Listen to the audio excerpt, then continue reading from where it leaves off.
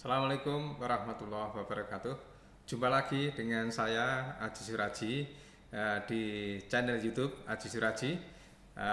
Para pemirsa, pada kesempatan ini saya akan memberikan penjelasan terkait dengan materi parameter lalu lintas pada MDP 2024, MDP Manual Desain Perkerasan Jalan. Di sini adalah part 1 yang terkait dengan analisis lalu lintas.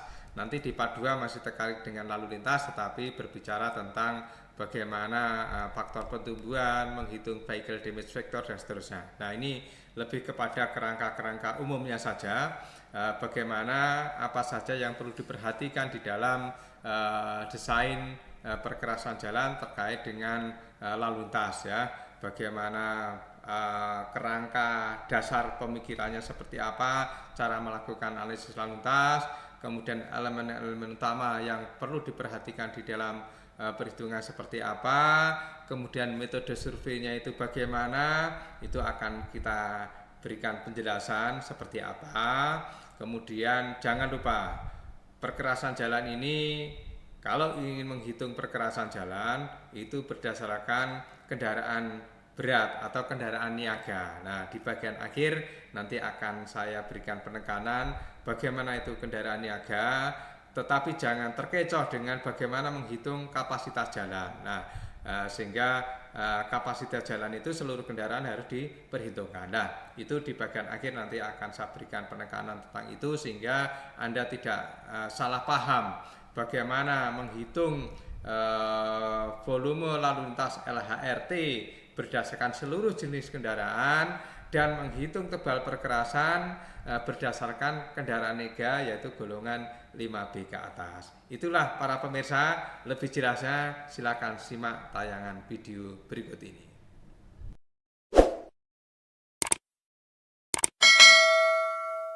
Baiklah para pemirsa, saya akan memberikan keterangan tentang materi parameter lalu lintas pada Manual Desain Perkerasan Jalan MDP 2024. Ini ada dua bagian. Saya akan jelaskan part 1 pada kesempatan ini, yaitu tentang analisis lalu lintas, ya. Jadi di dalam desain perkerasan itu tahap awal untuk melihat beban adalah analisis lalu lintas. Nah, apa yang ada di dalam analisis lalu lintas itu? Yaitu yang pertama, ada suatu kaidah, parameter yang penting dalam analisis struktur perkerasan adalah data lalu lintas yang diperlukan untuk menghitung beban lalu lintas rencana. Jadi betul, lalu lintas itu adalah sebagai beban. Kalau di dalam struktur mekanika teknik gitu, ya, ada beban, ada tumpuan, maka lalu lintas itu sebagai beban rencana, ya, tentunya yang dipikul oleh perkerasan selama umur rencana. Kemudian tentunya beban lalu lintas itu perlu diproyeksikan ke depan, ya. Bagaimana proyeksinya? Ya, tergantung kepada umur rencana, faktor pertumbuhan, dan segala macamnya. Namun dalam kesempatan ini saya akan menggarisbawahi bahwa pentingnya proyeksi ini memperhatikan tentang kapasitas jalan. Jadi ada volume, ada kapasitas. Jadi saya memang sengaja ingin mengkritik, menekankan ulang bidang lalu lintas ini. Proyeksi ini tidak bisa sembarangan langsung dengan pertumbuhan 4,8 selama 20 tahun, selama 40 tahun. Menurut saya ini salah besar, tidak begitu. Jadi harus ada pembatasan pada kapasitas jalan berapa.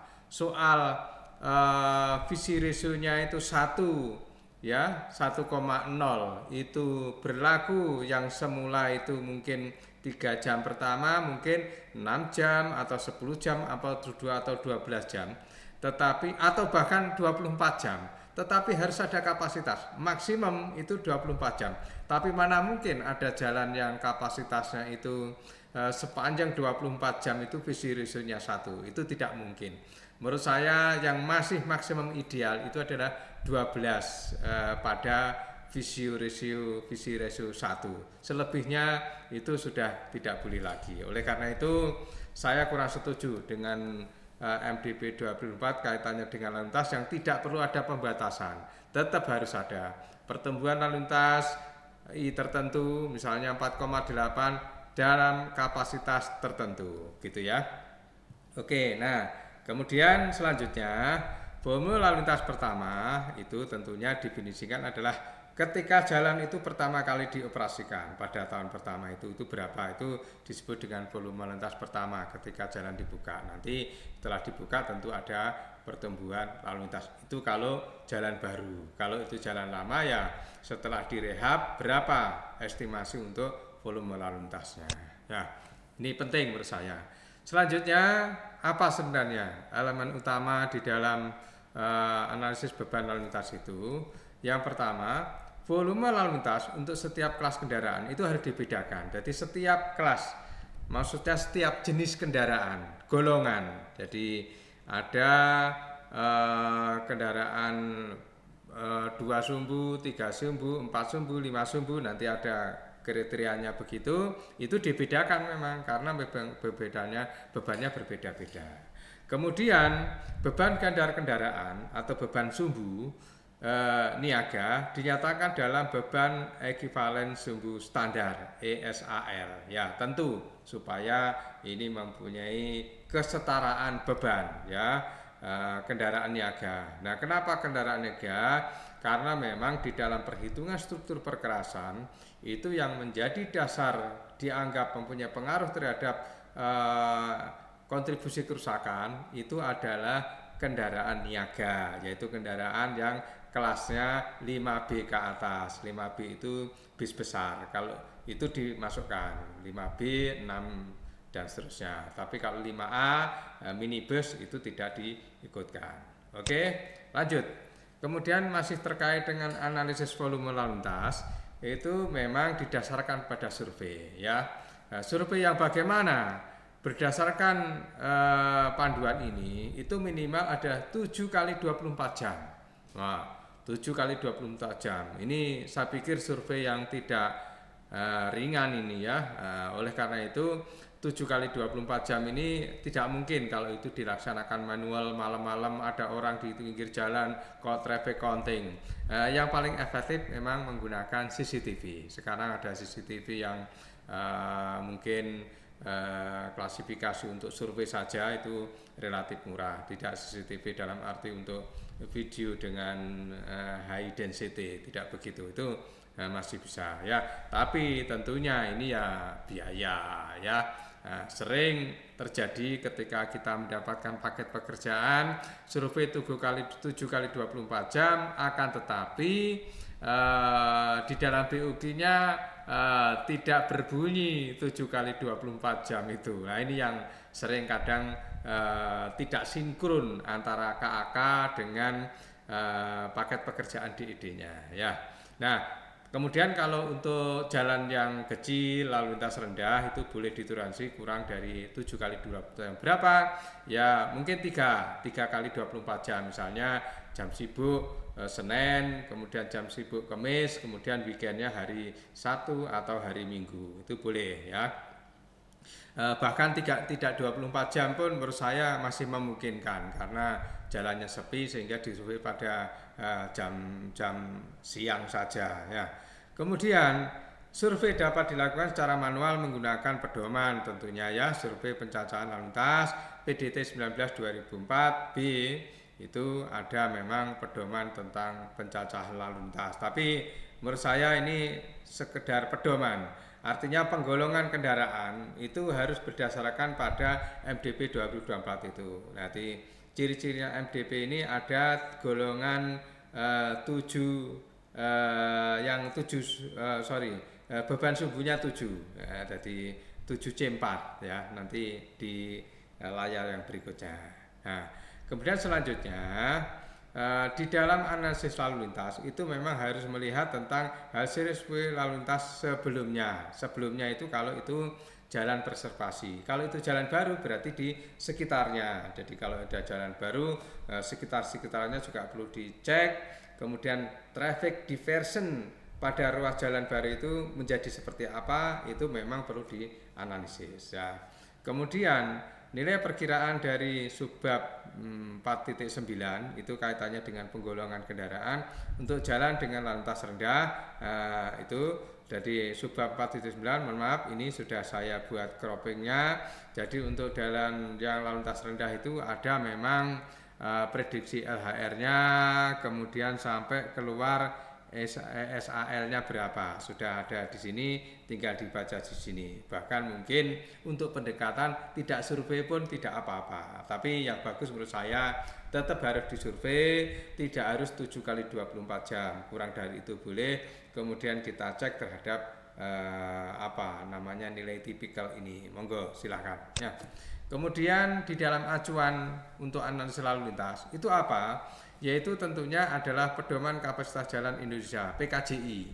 PKJI ini adalah pedoman terbaru yang sudah dilansir beberapa tahun yang lalu ya, 2023 kalau tidak salah. Ini memperbarui dari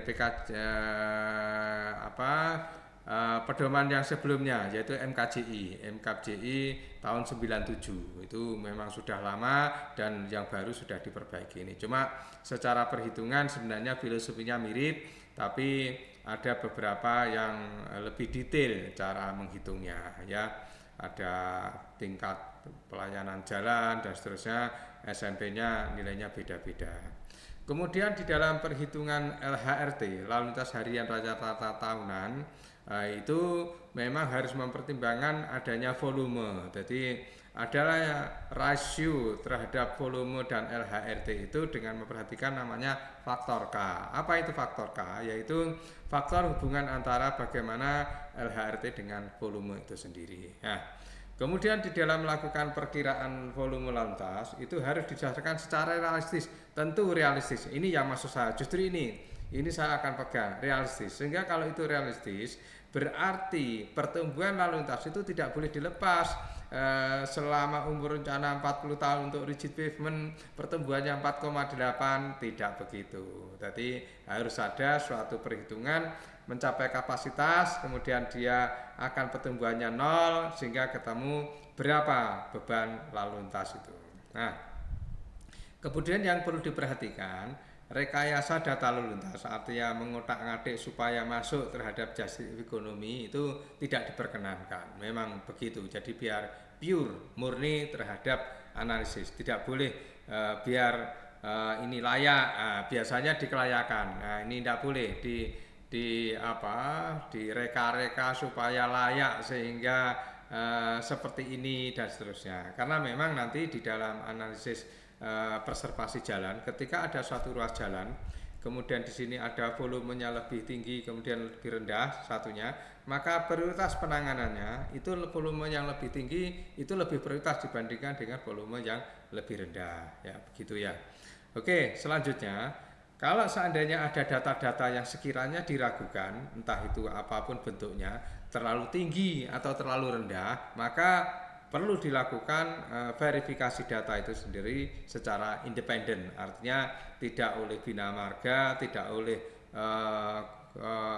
konsultan misalnya, tapi mungkin didatakan suatu lembaga independen misalnya perguruan tinggi ditunjuk untuk melakukan survei ulang tentang data lalu lintas ini, kemudian hasilnya nanti diplorkan di forum bersama, kemudian untuk memverifikasi sebenarnya bagaimana hasil verifikasinya. Ya, oke, baik.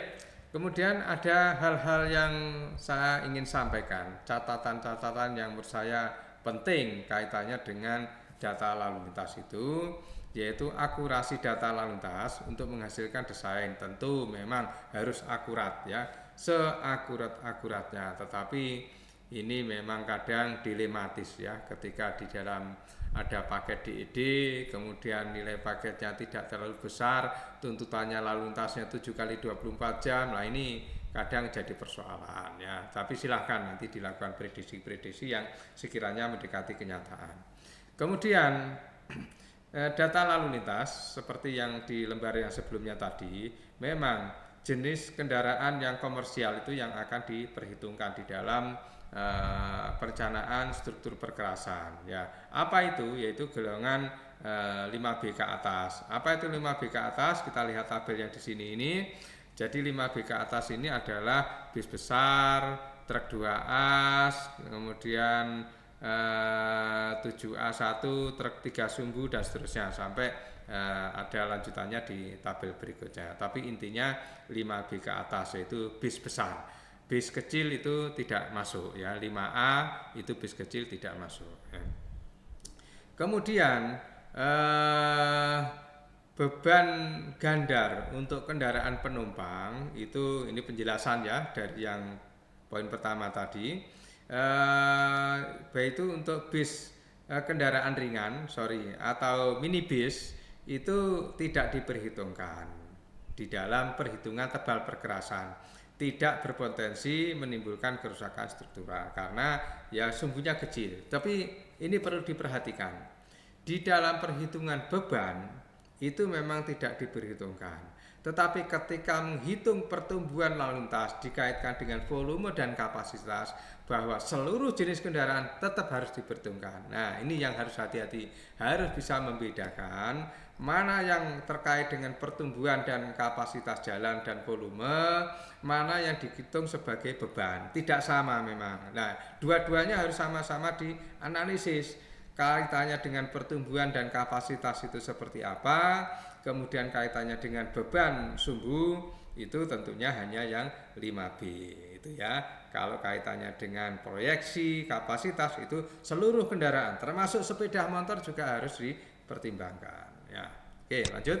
Nah, lalu bagaimana sebenarnya klasifikasi dan konfigurasi beban sumbu kendaraan? Nah, ini yang memang spesifik dibandingkan dengan MDP 2017, di mana tabel 44 ini klasifikasi dan konfigurasi beban sumbu ini seluruh kendaraan. Yang pertama sepeda motor, kemudian kedua adalah kendaraan ringan, sedan dan segala macamnya. Yang ketiga kendaraan ringan untuk angkutan umum. Yang keempat adalah kendaraan ringan untuk pick up ya, mini truk, mikro truk. Kemudian yang kelima bis kecil. Nah, 5A ini bis kecil. 5A ke bawah tadi itu tidak dihitung sebagai beban struktur perkerasan, sehingga ketika mencari ESAL, CESA itu tidak perlu diperhitungkan. Tetapi ketika mencari volume dan kapasitas ini harus diikutkan semua kendaraan ini. Baru kendaraan yang komersial namanya, itu commercial vehicle, itu adalah 5B mulai dari bis besar, 6A truk 2A sumbu ringan, kemudian 6B truk sumbu sedang, 7A1 truk 3 sumbu berat, 7A2 truk 3 sumbu berat, kemudian 7A3 truk 4 sumbu, kemudian 7B truk 4 sumbu berat, kemudian truk 7B2 truk 5 sumbu untuk berat, kemudian 7B3 truk 5 sumbu berat ya, hampir sama ya, tapi yang membedakan adalah konfigurasinya. Jadi golongannya beda, 7B2 truk 5 sumbu berat, tapi konfigurasinya ini 11.2 plus 22. Tapi kalau ini 7B3 ini truk 5 sumbu berat 1 titik. Nah, 22 plus 2.2. Nanti bisa diterangkan di lain kesempatan, saya akan terangkan tentang konfigurasi ini ya. Oke, kemudian 7C1 truk 4 sumbu, kemudian 7C2 truk 5 sumbu, kemudian 7C2B truk 5 sumbu dengan konfigurasi yang berbeda, kemudian ada 7C3 truk 6 sumbu, nah, kemudian 7C4 truk 7 sumbu. Nah, ini ya. Kemudian yang 8 ini tentunya tidak ikut di dalam beban struktur perkerasan, yaitu kendaraan tak bermotor itu sendiri ya. Jadi kendaraan tak bermotor itu masuk dalam bukan kendaraan niaga ya. Oke, jadi ini yang terpenting, memang akhirnya golongan kendaraan di dalam perhitungan perkerasan adalah 5B, kemudian 6, 7, 5B, 6 dan 7 dengan segala turunan variasinya itu ya.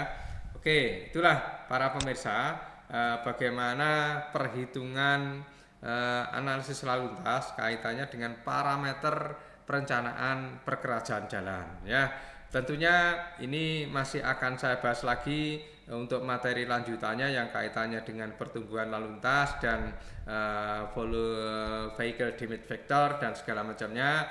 Tunggu tayangan yang berikutnya lagi. Oke, sekian, terima kasih para pemirsa. Semoga bermanfaat. Assalamualaikum warahmatullahi wabarakatuh.